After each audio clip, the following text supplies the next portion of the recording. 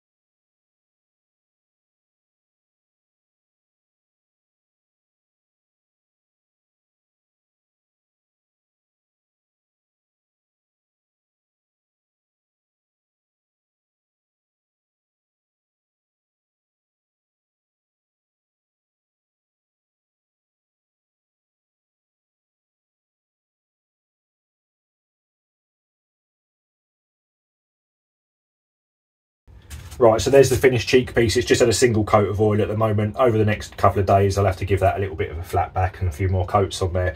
But I'm quite happy how that's turned out. A load of adjustability, super aggressive cheek rollover, which as much as it's uncomfortable on my face, it's super consistent. I get a really good sight line with that. And every time, if I go from shooting off the table to the ground, come back to the rifle, I'm always bang on, perfectly behind my scope. So well worth doing it that way. I don't really like the gentle rollovers anymore. Again, as I've mentioned, my style has changed since I last shot this a few years ago. I much prefer a shorter trigger reach now, a slightly smaller grip than I would have done previously.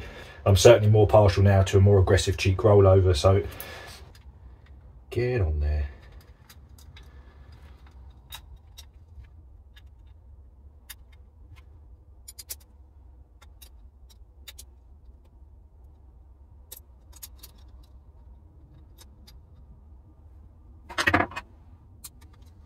So because I cut this at an angle, all of the veneers are running off at a few degrees, which is very disorienting when you want to actually try and set these things up, because normally you'd use your reference lines of the laminate. It's the strangest thing, so I have to work off of this outside edge.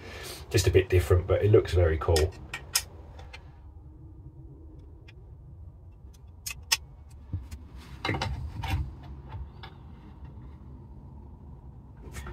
Right, somewhere around there will do.